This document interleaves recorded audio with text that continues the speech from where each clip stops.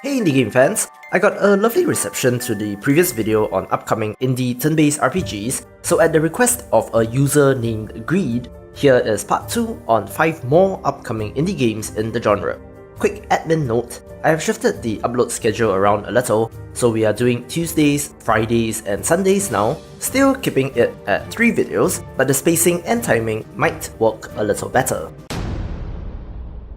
Guardians of Arcadia draws from the JRPGs of the 90s instead of the 16-bit era, and as a result has a polygonal look, some cel shading and chibi characters with anime portraits. With a stereotypical story of a quest to stop a power-hungry tyrant from conquering the world, this looks to hit all the same beats of JRPGs of yesteryear, especially with the introduction of a yet unnamed vehicle for an open-world experience. One thing to note is that it appears to be an episodic game, which I'm not sure how it will all work, but we are expecting Chapter 1 sometime this year.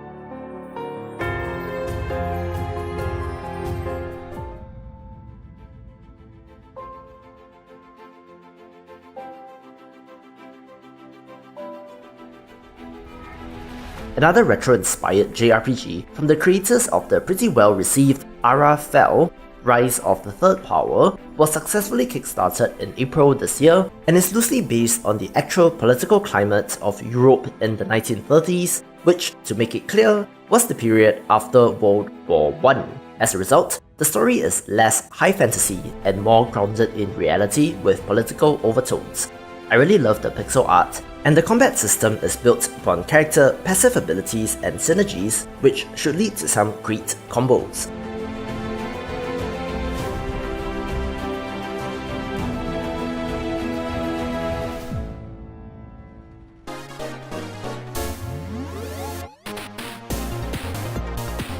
Blue Omen Operation was brought to my attention by a subscriber, and I immediately fell in love with its art style, perhaps best described as 80s anime.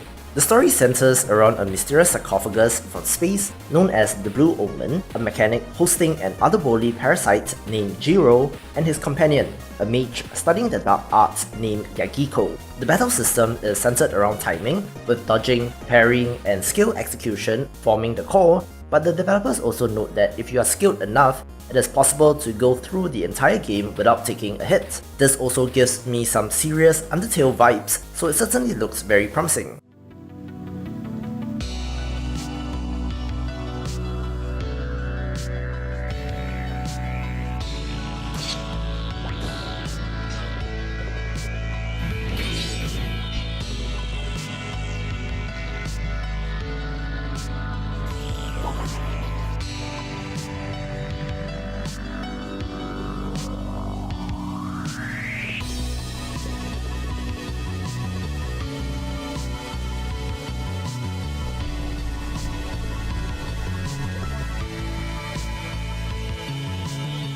Like the developer, as a kid I was fascinated by mythology and astrology, imagining a world where monsters and myths were real, so Virgo vs the Zodiac immediately clicked with me due to the very strong theme brought across.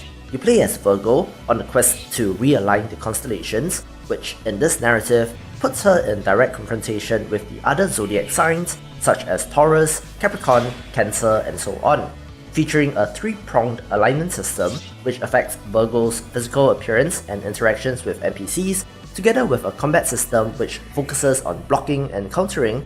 This certainly is one to watch out for.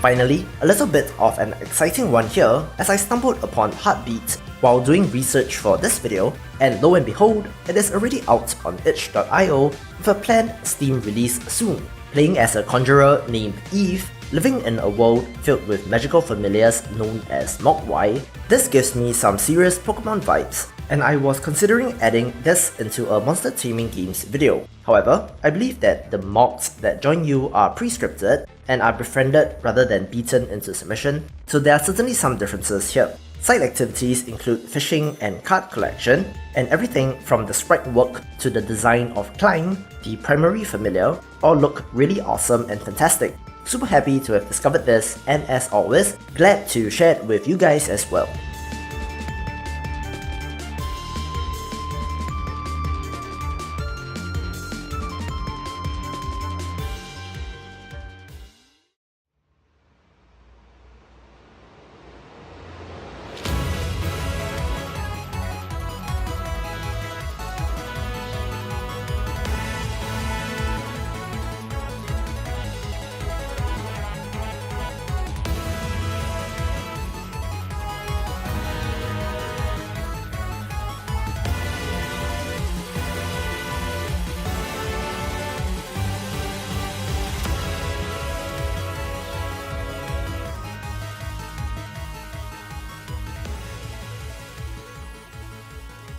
Anyway, that will do it for this video. Thank you for watching. Please subscribe to the channel, follow me on Twitter, follow my Steam curator, and check out the subreddit to keep up with the best indie games, and I will see you in the next video.